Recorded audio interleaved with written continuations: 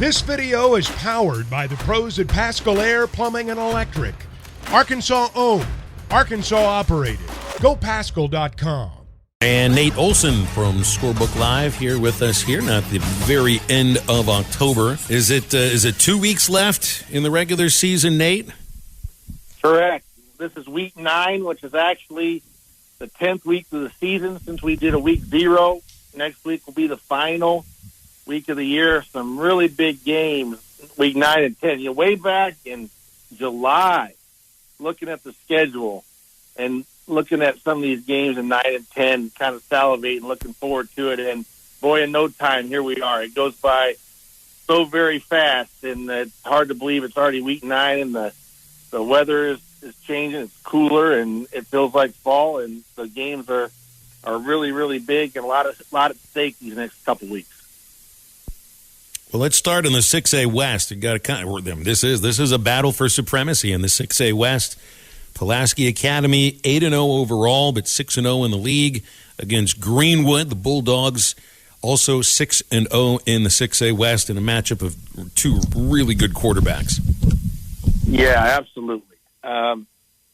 These are two powerhouse teams over the last 15 or 20 years, and Greenwood is one of the great football towns. PA is in Little Rock, but Greenwood in a smaller town where football is king and the tradition going back to Ronnie Peacock and then Rick Jones, and now Chris Young has done such a wonderful job of carrying that torch, won the state title the first year as head coach back, and then last year went back to the championship game. So this matchup is just steeped in tradition and power. And I think some publications pick PA to win the West, and that's really bold when you're moving up from 5A, but it shows what a great job Anthony Lucas has done, and the former Razorback receiver, and won a championship in the 5A in his first year as head coach.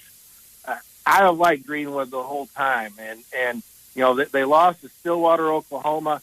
Chris Young, in the story that we've written, it's going to publish today, talks about some of the mistakes they made defensively in that game. I think that they play Stillwater. Stillwater is the number 1 ranked team in 6A 1 or 2, whatever they do in Oklahoma, maybe 2 over there by the Tulsa World. But I think they play again. Greenwood may beat them because I think this is a much better team now. But I think in some of the rankings that was held against them, PA has a big win outside of Mississippi. But I thought I would have put Greenwood a little bit ahead PA at the beginning of the year. Might still have them there now, but the beauty of it is we'll see it head-to-head. Greenwood goes into the ball game with a 53-game home winning streak. PA's got a similar streak at home, so I think if you're talking the game was in Little Rock, you probably give PA the advantage. The game is over at Greenwood. I think I give them the advantage with that winning streak and that crowd. And you mentioned the quarterbacks. Kel Busby at Pulaski Academy, among the leaders in the country in passing. The thing that really impresses me about him is his ability to scramble. Looks a little bit like Matt Jones running around, and he's not quite as tall, but he is fleet of foot, which caught me off guard a little bit. I didn't know he was that mobile, but he is. He's a really great baseball pitcher too, Division I caliber. Now getting some Division I football looks. And we talked about Hunter Houston, a guy that was a starter last year and had some injuries, threw for 3,000 yards. A lot of people thought that Kane Archer may play ahead of him, the freshman, but Hunter Houston has been tremendous. He's on pace to throw for more than he did last year, and more importantly for him, he stayed healthy, and he's got a chance to get all the accolades, all states, and offensive player of the year. All those things are individually in his grasp, and like we said last week, it's great news for Chris Young because you've got a guy that's leading you this year, and Kane Archer's played enough this year to where next year he steps in. He's got 3 years and already knows the varsity playbook. So, but Houston has done a tremendous job this year.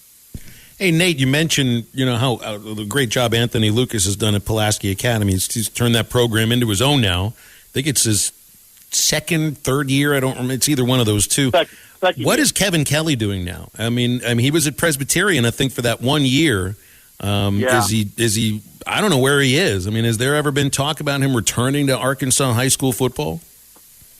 Kevin is in Little Rock, and I don't know if he. That's a really good question.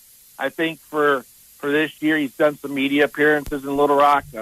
I saw him at the game a couple weeks ago when I was out there against Little Rock Christian.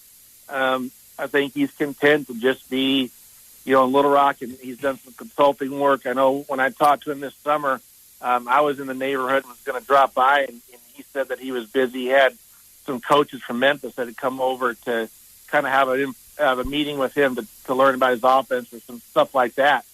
So I think he's done a lot of that, speaking engagements, and he and his son have plans for a business, I think, too, sports related in Little Rock. But other than that, I don't know. I mean, he is one of the better coaches I've been around, and we all know about his philosophy. It's got national attention.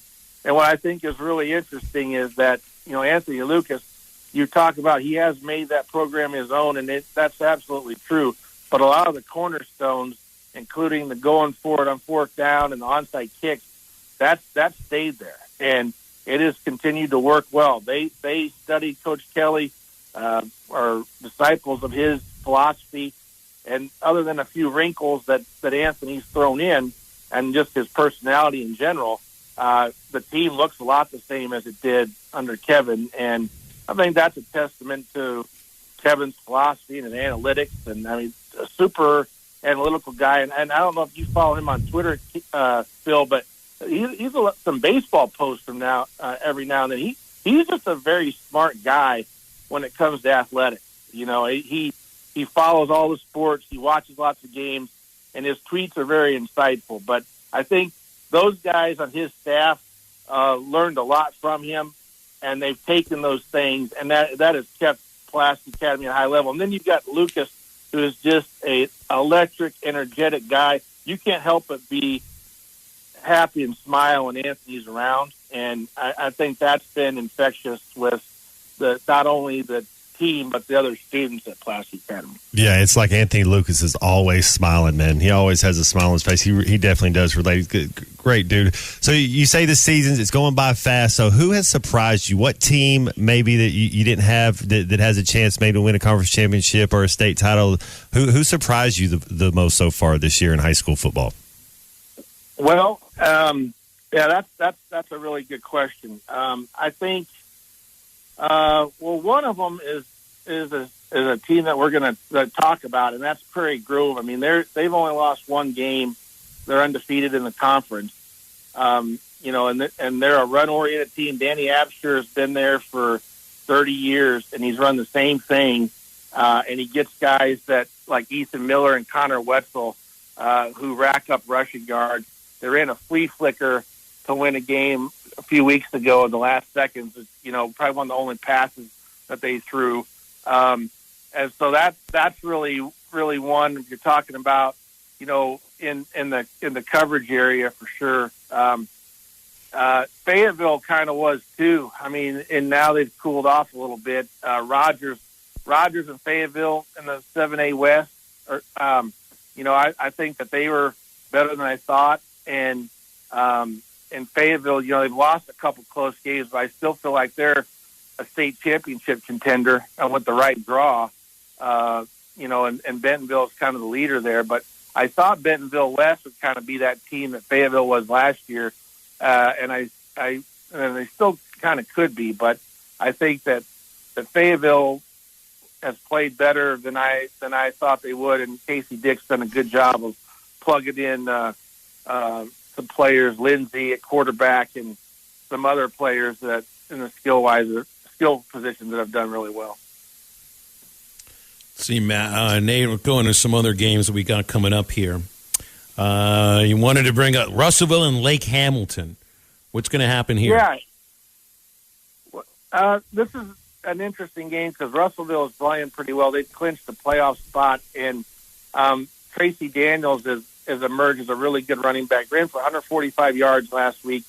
Kind of mentioned that in companion with the PA game because this is a 6A West game, and Lake Hamilton is trying to stay pace with whoever wins this game. You know, they've got one loss, so it's going to be a log jam at the top. And some really good team is going to be the 3 seed, and even the 4 seed. You know, if Little Rock Christian's the 4, those are 4 really good teams. They're all in our top 25. So Lake Hamilton wants to win this game to have a chance, an outside chance at the number 1 spot, maybe the 2 spot, and Russellville has played well enough that you know you can't let your guard down. They were in a really close game with Greenwood last week, and then Greenwood blew it open in the second half. But they stayed with them for a half. They stayed with PA for a half. So this is a bit of a dangerous game for Lake Hamilton, and they run the football. They're rugged, kind of like Lake Hamilton is. So you know that's why I included it, because for Lake Hamilton to keep pace, they need to win this, and it's at home though, which I think is a big advantage. And it'll be their senior night, so that should be a win for them, and have them in contention for that, you know, the upper echelon of the league. Nate, what's up with Fort Smith Northside? I got to ask about my alma mater. What are they doing this year? Well, are they going to make the playoffs this year? Oh, they're right on the borderline. They should get in. They've had some weeks where they put up some points, Matt, but and I like their quarterback, Pum Savoy. He's a really good athlete, but in that 7A Central, it's so competitive week after week. You know, they play at Cabot this week, and they'll be an underdog for sure in that game. They're 3-5 and 2-3. I thought maybe they would slide a little bit further up with North Little Rock, having a rough start, but North Little Rock took care of them. So they're kind of at the lower middle of the pack. I think a team that has a lot of potential and a lot of athletes on it, but they just haven't been able to turn that into, as many wins as they like. And against Cabot, they'll have their work cut out for them. I saw them against Bryan and Cabot. They've got some real big dudes on that offensive and defensive line, and Bryan is as physical as they come. Cabot punched them right in the mouth, took the lead on them, and never flinched. And Bryan had to score late in the ball game to win it, and won by 2 touchdowns. But really that last one was kind of a tack on. So Northside, it doesn't get any easier for them, and they've got a new coach, and he's been an assistant there. I think he's going to he will do a good job. I think they need to just continue to work under him, and there's always athletes there, but then they're just trying to find the right combination of kids and find that year where they can make a run in this Central. But there's not many openings when you've got Conway, Bryant, and Cabot playing well. I mean, there's the top is really crowded. Wouldn't want it any other way. Got to play the best. That's right. Got a championship game, essentially, like a de facto championship game in the 4A1, Elkins and Gentry. Yeah. Elkins is undefeated. I think that's another team that you mentioned. I think they would be considered a surprise. Undefeated in the conference. Slade Dean. So we've talked about this before, but to kind of let Matt know, their quarterback room is a little bit thin right now, but you've got 2 guys there at Greenwood that are really good. You had Slade Dean that was there, and then Trusty over at Alma that was there. So all 4 of those guys are from Greenwood, and they've transferred out, and Dean has really made a name for himself. And Phil, he is somehow related down the line to Dizzy Dean. So he's taken that nickname, Dizzy Dean, but he has done a really good job for them at quarterback. And then Deshaun Chairs is a dominant running back. He kind of burst on the scene last year. So that's a team that I think people thought they would be good. I don't know if they thought they'd be undefeated right now. And then Gentry has 1 loss at Chris Bell. Their quarterback got hurt last week, and not sure if he'll be available. Addison Taylor came in for him, helped him get the win against Lincoln. Ty Hayes, a really good running back for them, too, to run for 1,000 yards. This should be a game full of a lot of offense and scoring. But being at home, Gentry probably has a little bit of the nod, but Elkins is playing so good it's really hard to pick against them.